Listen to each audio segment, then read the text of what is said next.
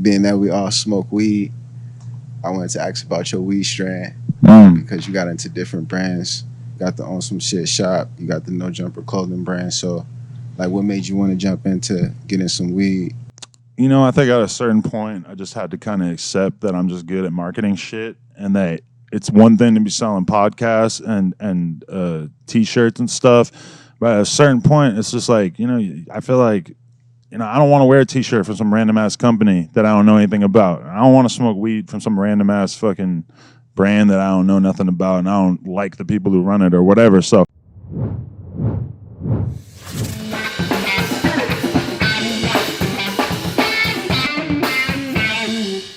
Yo, this is Leo Black exclusively at Dame Dash Studios, and this is the Leo Black Show.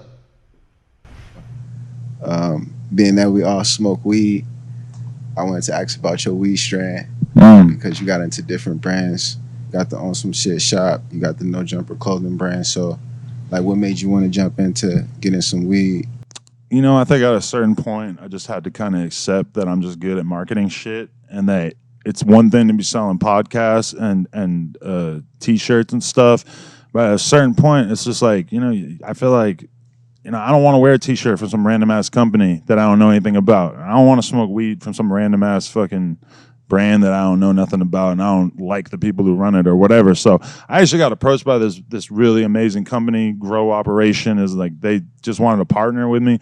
We ended up checking it out, and it was just so dope and like so high end, like the most ridiculously like sterile, clean, productive environment I ever seen in terms of their grow operation. That I was just forced. Try to grow in Vegas. But I was just looking at it, and I was just like, you know what, I gotta do it. I'm never gonna find something doper than this. So I just feel like at this point I'm ready to really put my resources into promoting the fuck out of something. It's like it's the best thing in the world to sell weed legally at some point. You just got to get it out your system, no matter what. Like I remember selling my first weed, like legal, my first little. I went and pitched that shit myself in front of the police, and I couldn't believe it, but I had to do it. You know what I mean? I taped it and everything. Or yeah, I don't know. I'm just trying to flex my marketing. So let me ask you a question. So harder. you run commercials? We'll do some ads on the podcast and shit. Yeah. Oh, okay. So we could do some swaps, some ad swaps. Sure. Right. So I'll get some DDS whatever. Now you put your shit on my shit. There we go. Because I think that's the way. Like, that's the way independence will make a lot of bread, is by just exchanging resources, by coming together and saying, "Look, here I got distribution," just like hustling. If you got work and I got distribution, and it ain't gonna take nothing for me to let you pump on my block. Just let me pump on yours. Right. You know what I'm saying? Or, if you got a plug, pass it. If I got one, I'll pass it.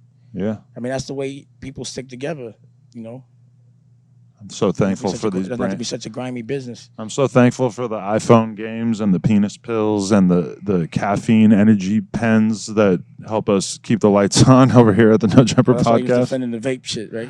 Like that's gonna be a fucking sponsor. Oh no. The vape thing is totally different. The caffeine pens are. What the fuck is a caffeine pen? It's basically just like caffeine, but you can just inhale it out of this. Is it healthy? Yeah. I assume. I don't know. I wasn't there when they did the research. Can I ask how much they pay for ads? A couple thousand at least, like just to talk about it on the podcast. I never wanted to do it, but then I started watching all these comedy podcasts, and everybody just doing it. I'm like, man, fuck this shit. I'm gonna get that too. How do you solicit for that? They come to you? Yeah, you spark up relationships with different brands that are trying to do that, but you like just keep an eye on other podcasts and see who they're working with, and then just try to holler at whoever. So pause. The dick pill people hollered at you, or you hollered at them, or you just was a customer? I don't know how exactly we got in touch with them, but I know some other people that do ads with them too, and they just sort of. Because that's the wave. I feel like because another friend of mine was telling me about the candy ones and all these other type shits. Yeah, I think they're gummies. Yeah, it's like real normal. You know what I mean? Like, I guess motherfuckers. I never took a Viagra, I never took a gas station sex pill. Do you need a what you call it? What? I don't really care. Do you need a prescription for that? They have physicians online that will tell you what dosage you need. Oh, okay. I know because I've read this ad multiple times. Got it. And Dame, I had a question for you too. Being someone that's an Angelino from LA, what made you want to choose to have your studio in Burbank? Well, that's where all the other studios are. So for me, if I do worry about perception, it's about like controlling the narrative of exactly what I'm doing. Like, because most people can't, or at least like in my generation can't even understand what launching a television network means or having a movie studio means. You know, I just want to make sure when I do something, I got everything they got. Like there's no compromise, same address, you know, same kind of credibility. I got the same, you know, zoning and everything. Like when they come in, they're like, oh, we just came back from Disney or Cartoon Network or whatever. That's the conversation. Those I need those to be my neighbors. You know what I'm saying? I need them to be speaking about me. That's why I don't really care about what people are saying in games I'm not playing. You know what I'm saying? If I already played that game, y'all gonna talk about me forever because I left and you want me to come back. So keep talking. I know the impression I left, but I got bigger fish to fry, and I'm vegan. You know what I'm saying? So you know what I mean? So it's like I don't really hear none of that shit. I just want to be around people that are doing what I want to do. I don't really want to hear about you unless you got what I want. You know what I mean? And the only reason why I want to hear about you is so I know how to get it from you or get it how you got it. Or we gonna click up and get it or work together. But either way, I'm on that block. That's facts. Yeah. You know? And what comes with business and your dream is bleeding. You know? Like, I don't really know how it feels for the last 10 years not to have between $30,000 to $100,000 worth of overhead every year, every fucking month rather. You know, but I'm chipping away at my dream.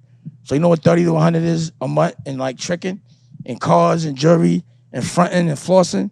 But instead I'm gonna get a camera, I'm gonna get a stage, I gotta pay salaries because that's my dream. 10 years, at least $1 million a year. That's 10 million. I better make at least 30, 40 times that because that's the game I'm playing. You know, the bigger the risk, the bigger the reward. And if it comes too fast, it goes too fast. You know, and I'm enjoying what I'm doing. You know what I'm saying? But like, again, also, I wanted to be in a profession or in a game that nobody that was on my nerves is in. I ain't got to see none of these people. They can't affect nothing. They don't have, you know, usually certain people, when they get in the game, I be like, now it's whack. I'm out. I just got out the game to get away from them. Now they're here. And when I see people checking for my, now I think everybody's corny. And then I be like, everybody corny. That's just how I look at things. So I need to see what this TV game is like, the real TV game. But, you know, doing it my way. No fund, no raising money. You know what I'm saying? It's mine. All me. So if I make that billion, at least 90% of that's coming to me because I'm going to break 10 off with my staff. Or my crew, whoever helped me build it. That's why. But that's why I'm here. But also I'm in LA because my daughters is out here. Yeah. My daughters out here.